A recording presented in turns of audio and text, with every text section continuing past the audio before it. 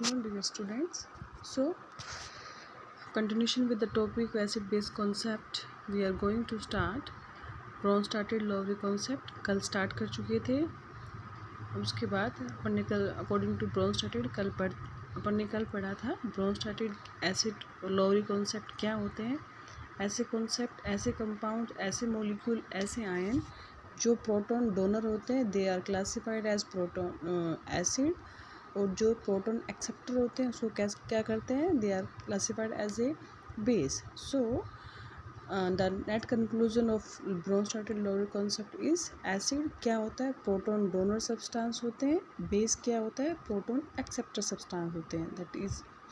That was all about Bronsted Lowry concept. उसके बाद एक रिलेशनशिप होता है that is known as acid base relationship. उसको क्या कहेंगे अपन, वो एसिड बेस का रिलेशनशिप कैसे डिफाइन करेंगे. When an acid donates a proton in solution, the remaining part of its molecule which is an anion will behave as a tendency to accept the proton back and that will act as a base. Listen carefully. Acid base का क्या relationship है. अब तक अपन ने क्या पढ़ा था, जो कंपाउंड एसिड डोनेट कर रहे हैं that are classified as acid जो कंपाउंड प्रोटॉन डोनेट कर रहे हैं उसको क्या कहोगे, they are classified as acid. जो कंपाउंड प्रोटॉन एक्सेप्ट कर रहे हैं they are classified as base. अब एसिड और बेस में आपस में क्या रिलेशन है. See the example of hydrochloric acid HCl. ये किस में डिसोशिएट हुआ, H पॉजिटिव प्लस में Cl नेगेटिव. अब देखो H positive is classified as acid. अपन ने इसको एसिड कहा, क्यों कहा, why this is so, because it can dissociate in H positive और Cl नेगेटिव. किस में टूटा, इसमें से H पॉजिटिव आयंस निकल रहे हैं, प्रोटॉन आयंस निकल रहे हैं. That's why it is classified as hydrochloric acid. उसको अपन ने क्यों कहा कि ये एसिड है, क्योंकि इसमें से प्रोटोनियम आयन निकले. अब देखो Cl नेगेटिव, जो Cl नेगेटिव है एसिड के डिसोशिएट होने के बाद जो उसमें से अनायन बना, Cl नेगेटिव के पास अनदर कैपेसिटी है to accept H positive ion. उसके पास फिर से दूसरी कैपेसिटी है कि वो Cl नेगेटिव आयन्स को आयन H पॉजिटिव को एक्सेप्ट कर सकता है. तो उसको क्या कहोगे, जो प्रोटॉन एक्सेप्ट करता है उसको अपन ने क्या क्लासीफाई किया था, act as a base. So there are so many example. For example ammonium ion plus में वाटर मॉलिक्यूल. अब देखो अमोनियम आयन है, वाटर मॉलिक्यूल है. अमोनियम आयन ने अपना हाइड्रोजन दिया, ammonium ion is converted into ammonia. इसने प्रोटॉन दिया है, इट इज़ प्रोटॉन डोनर. उसको क्या कहोगे, this is a acid. Proton donor is acid. Water molecule है, उसने अमोनिया आयन का प्रोटॉन दिया हुआ एक्सेप्ट किया है, तो उसको क्या कहोगे, protonium acceptor. It is converted into hydronium ion. उसने प्रोटॉन को एक्सेप्ट किया है, that means it can behave as a base. ऐसे देखो see the example of acetic acid plus water. Acetic acid है और वाटर है, उसको क्या कहोगे, एसिटिक एसिड ने अपना H दिया, that is classified as acid. Water ने प्रोटॉन एक्सेप्ट किया, उसको क्या कहोगे, बेस कहोगे. अब क्या बना, हाइड्रोनियम आयन बना प्लस एसिटेट आयन बना. दैट मीन्स अब इसमें से देखो कि hydronium ion H3O positive plus acetate ion, इसमें से कौन एसिड है और कौन बेस है. इसमें से acetate ion CH3CO negative, CH3COO negative acetate ion है. इसके पास फिर से कैपेसिटी है किसको एक्सेप्ट करने की, प्रोटॉन को एक्सेप्ट करने के लिए. दैट मीन्स अभी ये किससे बना है, एसिटिक एसिड से. एसिटिक एसिड एसिड है बट एसिटेट आयन क्या है, बेस है. वाटर है, वाटर ने प्रोटॉन एक्सेप्ट किया है, उसको क्या क्लासीफाई करोगे, एज ए बेस. उसके बाद बेस हाइड्रोनियम आयन बना. अब हाइड्रोनियम आयन की कैपेसिटी है किसको, प्रोटॉन देने के लिए. अब हाइड्रोनियम आयन प्रोटॉन दे रहा है, दैट मीन्स वो किस में कन्वर्ट हो गया, एसिड में. सो there is a relationship between acid and base and this relationship is known as conjugate acid base pair. That means a strong acid always has a weak conjugate base, a strong base always have a weak conjugate acid. जो strong acid है उसका conjugate base weak मिलेगा, जो weak acid है उसका conjugate base क्या मिलेगा, strong. एक दूसरे के रिवर्स होते हैं. These are known as conjugate acid base relationship. See, अब देखो, अभी तक आपने पढ़ा है जनरली अपन यूज़ कर रहे हैं solvent water. Water act as an acid and base. Water दोनों तरीके से काम करता है, एसिड की तरह भी काम करता है और बेस की तरह भी काम करता है। That's why it is known as amphoteric nature of water. Water का nature amphoteric, that means amphibian से जो वर्ड आया, एम्फीबियंस क्या होते हैं, मेडिकल वाले स्टूडेंट्स को पता होगा। Amphibians which can survive in the water as well as on the earth. पानी में भी रह सकते हैं, अर्थ में भी रह सकते हैं। एम्फीबियन से वर्ड आया है एम्फोटेरिक, दैट मीन्स वाटर जो होता है उसका नेचर कैसा है, उसको अपन एसिड की तरह भी काम कर सकते हैं और उससे हम काम करवा सकते हैं बेस की तरह भी। For example, water can donate as well as can accept proton, hence it can acid और बेस। जब ये अब तक अपन ने क्या पढ़ा था कि जो प्रोटोन डोनेट कर रहे हैं उसको क्या कहोगे, एसिड। जो प्रोटोन एक्सेप्ट कर रहे हैं that is classified as a base. But water has a capacity to donate as proton as well as accept proton, that's why it can act as a base as well as acid, so it has twice nature, that is known as amphoteric nature of water. Clear?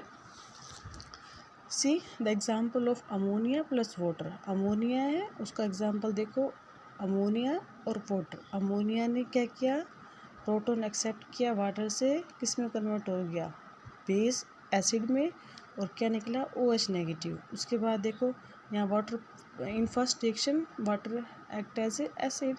C the reaction below, water plus HCl। यहाँ water ने क्या किया है, base की तरह काम किया है। एसिड Cl निकल गया, एसिड ने Cl निकल गया और एसिड से क्या निकला, H पॉजिटिव आयन। और ये H पॉजिटिव आयन किसने एक्सेप्ट किया, वाटर ने। पहली रिएक्शन में वाटर ने हाइड्रोजन दिया है, दैट मीन्स वाटर का नेचर कैसा हो गया, एसिड। सेकेंड रिएक्शन में वाटर ने हाइड्रोजन को एक्सेप्ट किया है, दैट मीन्स वाटर का नेचर कैसा हो गया, base. So water can act as acid as well as base. अब देखो जो ब्रोंस्टेटेड लोवरी कॉन्सेप्ट है वो कॉन्सेप्ट एडवांस है किससे, अर्नियस कॉन्सेप्ट से। उसके कुछ एडवांटेज हैं ओवर द अर्नियस कॉन्सेप्ट। पहली एडवांटेज क्या है, this concept is monogeneous. According to this concept acid and base may be a neutral molecule, positive और नेगेटिव आयन। उसने जैसे अर्नियस ने कहा कि मॉलिक्यूल्स ही होने चाहिए, ब्रोंस्टेटेड ने कहा कि ऐसा ज़रूरी नहीं है कि कोई मॉलिक्यूल ही हो, ऐसे कोई भी मॉलिक्यूल हो, न्यूट्रल हो, उसके ऊपर नेगेटिव चार्ज हो, कैटायन हो, अनायन हो, उसके पास क्या होनी चाहिए, it has a capacity to donate proton और it has a capacity to to accept proton. उसको अपन क्या क्लासीफाई कर सकते हैं, एसिड एंड बेस। दूसरा, in this concept the definition of acid and base does not depend upon water और as an अदर सॉल्वेंट।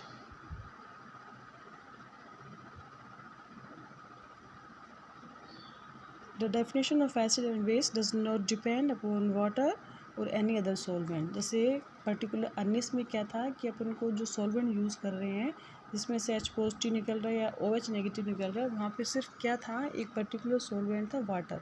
वो कंपाउंड कब काम करते हैं, when present in the aqueous form, जब उनको अपन पानी में डिजोल्व करेंगे, इनके एक्वस फॉर्म में लेके आओ।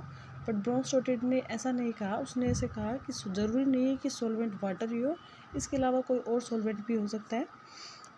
अब but there are still certain limitation of Bronsted and Lowry concept. तो this concept explain only those acid base concept in which the exchange of proton takes place. The concept could not explain the acid base relationship in which there is no exchange of proton takes place. अब तक अपन ने क्या पढ़ा कि ठीक है, इसकी कुछ एडवांटेज ज़रूर है over the Arrhenius concept, अर्नियस concept से बेटर है, but there are certain limitation in it also. The first limitation is this concept is particularly mainly based on the exchange of proton.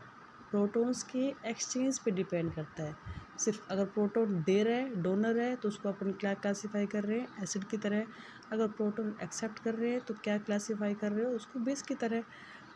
अगर किसी कंपाउंड में protons का exchange नहीं है तो उस कंपाउंड को अपन ब्रोंस्टेटेड लोवरी कॉन्सेप्ट के अकॉर्डिंग डिफाइन नहीं करते, एसिड और बेस की तरह। दूसरा, this concept explain only those acid base reaction in which solvent is present. It could not explain the acid and base reaction which could not takes place in the absence of solvent.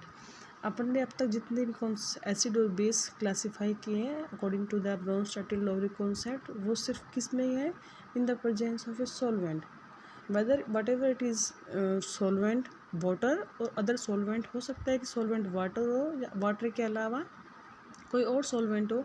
अर्नेस में तो अब तक क्या पढ़ रहे थे, अर्नेस में पढ़ रहे थे सिर्फ सॉल्वेंट क्या ज़रूरी होना चाहिए, वाटर। बट इसमें क्या ज़रूरी है, सॉल्वेंट वाटर के अलावा भी कुछ हो सकता है, but there is a always need of solvent, solvent की ज़रूरत हमेशा है।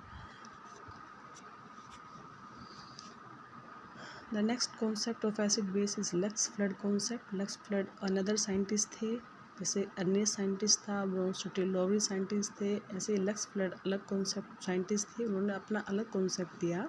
This concept was propose by Lux and extended by Flood. According to this concept, base is a substance which donate the anion, oxide ion, while an acid is the substance which accept the oxide ion. उसने कहा, उसने classify किया acid और base को on the basis of oxide ion donor and oxide ion acceptor. अगर कोई acid है तो उसको वो कैसे काम करेगा, ऑक्साइड आयन को एक्सेप्ट करने का। अगर कोई बेस है तो वो कैसे काम करता है, ऑक्साइड आयन को डोनेट करने का। For example calcium oxide, sulphate ion, sodium oxide. देखो जो सोडियम ऑक्साइड है इसने कैसे डिसोशिएट हुआ, 2Na पॉजिटिव प्लस में ऑक्साइड प्लस में O2 नेगेटिव ऑक्साइड डोनर। इसने कैसे डिसोसिएशन किया, सोडियम प्लस पॉजिटिव प्लस में O2 नेगेटिव ऑक्साइड दे रहा है ये, तो कैसे काम करेगा, it acts as a base की तरह काम किया। क्योंकि जो सब according to Lux Flood concept ऐसे कंपाउंड जो ऑक्साइड आयन देते हैं वो कैसे काम करता है, बेस की तरह। अब यहाँ देखो जो यहाँ पे Na पॉजिटिव बना है, इस कंपाउंड के पास फर्दर कैपेसिटी है, किसकी कैपेसिटी है, ऑक्साइड आयन को एक्सेप्ट करने की। So Na positive one is classified as acid here. So base acid plus में ऑक्साइड आयन, कंपाउंड जो ऑक्साइड दे रहा है उसको कैसे क्लासिफाई करोगे, बेस की तरह। और जो ऑक्साइड के बाद जो आयंस बचे हैं उसके पास अनदर कैपेसिटी है ऑक्साइड को गेन करने के लिए, तो वो कैसे बिहेव करेगा, as a acid oxide acceptor, और उसको कैसे क्लासिफाई करोगे, एज ए एसिड। तो कल के लेक्चर में इस लेक्स फ्लड कॉन्सेप्ट को कंटिन्यू करेंगे। Thank you very much.